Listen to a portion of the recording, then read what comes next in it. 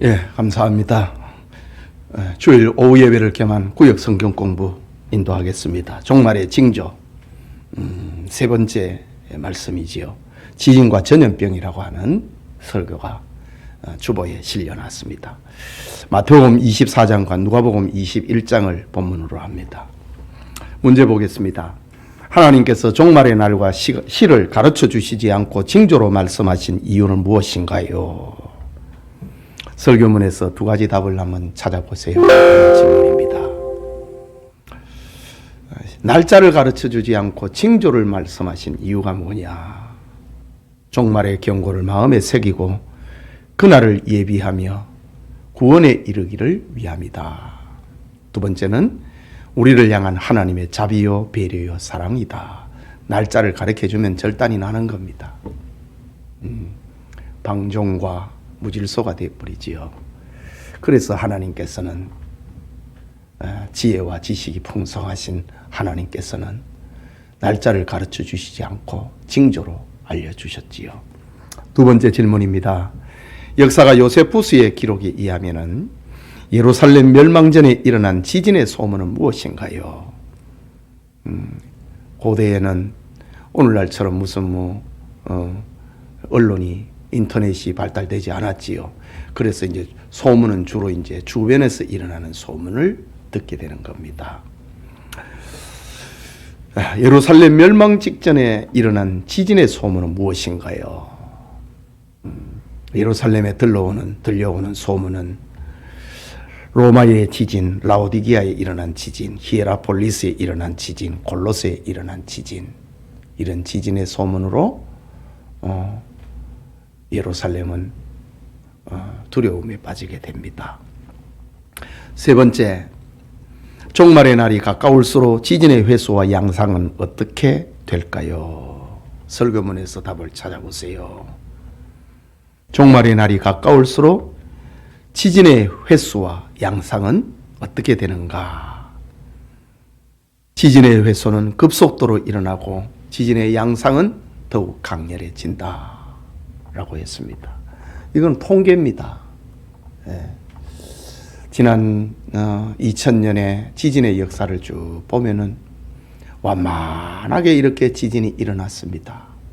그런데 20세기로 접어들면은 이 지진의 그 빈도와 강도가 그야말로 90도는 직각이니까 그건 아니고 한 80도 각도로 이렇게 일어나게 됩니다. 이런 도표는 종말의 징조에 대해서는 이 도표가 다 똑같습니다. 기근도 그렇고 전염병도 그렇고 다 이런 도표 속에 들어있다. 그러니까 참 예수님이 언제 재림하셔도 오늘날에는 이상하지 않다 이거죠. 징조들로 꽉 차 있기 때문이지요. 네 번째 질문입니다. 오늘날 일어난 세계적 전염병의 종류는 무엇인가요? 이 전염병이 창궐하게 된다고 주님이 말씀하셨는데 예루살렘 멸망 전에 그랬고 이 세상 끝날에도 그렇다 이거지요. 그럼 오늘날에 일어나고 있는 전염병의 종류가 무엇인가? 메르스, 에볼라, 신종 인플루엔자, 사스, 조리독감, 에이즈, 코로나19 꽉 차 있습니다. 종말의 징조라 이거지요. 다음 빈칸을 채워보세요. 성경 본문을 이렇게 많이 인용을 합니다. 계시록 16장 18절에 번개와 음성과 우레소리가 있고 또 큰 무엇이 있어? 지진이 있어. 얼마나 큰지 사람이 땅에 있어온 이래로 이같이 큰 무엇은 없더라? 지진입니다. 그러니까 일본의 빈 공란은 지진입니다. 둘 다 지진을 채워놓으면 됩니다. 그 다음에 계시록 16장 2절에 있는 말씀이지요. 첫째 천사가 가서 그 대접을 땅에 쏟음에 짐승의 표를 받은 사람들과 그 우상에게 경배하는 자들에게 악하고 무엇이 나더라? 독한 종기가 나더라. 악하고 독한 종기, 이 전염병을 말하는 겁니다. 또 계시록 16장 10절에서 11절에 또 다섯째 천사가 그 짐승을 그 대접을 짐승의 왕자에 쏟으니 그 나라가 곧 어두워지며 사람들이 아파서 자기 혀를 깨물고 아픈 것과 종기로 말미암아 하늘의 하나님을 비방하고 그들의 행위를 회개하지 아니하더라. 아픈 것과 종기, 그 전염병을 말하는 겁니다. 사도 요한이 보았던 종말의 날을 요한이 지금 봤거든요. 예수님의 말씀은 지금 예언이고 사도 요한의 지금 기록은 보고 기록한 겁니다. 장차 대해질 일을 사도 요한이 환상 가운데서 본 겁니다. 큰 지진이 일어나는 걸 보았고 그리고 독한 종기와 전염병이 창궐한 것을 사도 요한이 보았다. 이것이 우리의 미래입니다. 네 번째 질문입니다. 계시록 13장 17절에서 18절의 말씀인데 누구든지 이 표를 가진 자 외에는 무엇을 못하게 하니? 매매를 못하게 하니 경제 활동이 제한을 당합니다. 이 표는 곧 짐승의 이름이나 그 이름의 수라. 지혜가 있으니 총명한 자는 그 짐승의 수를 세어보라. 그것은 사람의 수니 그의 수는 666이니라. 짐승의 수. 이 종말 시대에 일어나는 그 짐승들의 활동 시대입니다. 짐승의 수가 이 수를 받지 아니하면 매매를 못하게 되고 그 이름의 수는 666이라.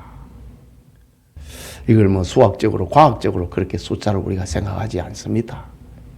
우리 개혁주의 신학에서는 짐승의 사상과 짐승의 행동을 말하는 겁니다. 그걸 따르지 않으면 못 산다 이 말입니다. 짐승의 방법으로 세상을 살지 아니하면은 세상을 못 산다 이거죠. 다르게 표현하면은 성경대로 사는 사람은 고난을 당하고 죽는다 이거죠. 이 종말 시대를 말하는 겁니다.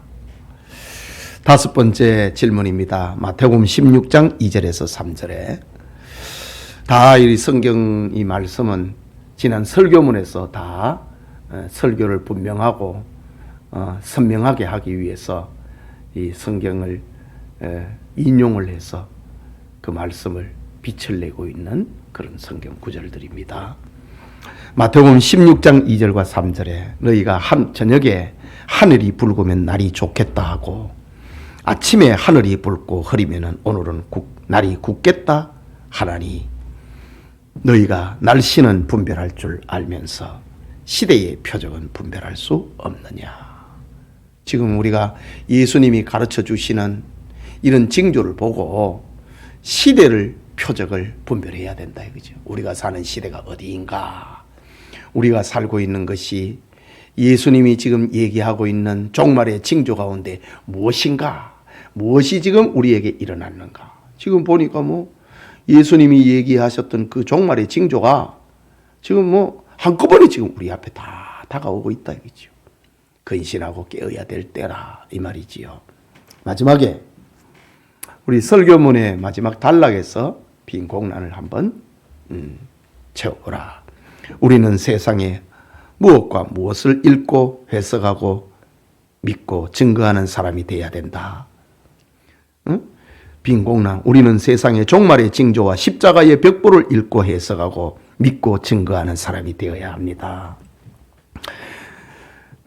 종말의 징조, 십자가의 벽보를 읽고 해석하고 믿고 증거하는 그 삶이 무엇이냐? 그것은 예수님이 하나님의 아들이시고 우리의 구주이심을 무엇하는 거다? 믿는 거다.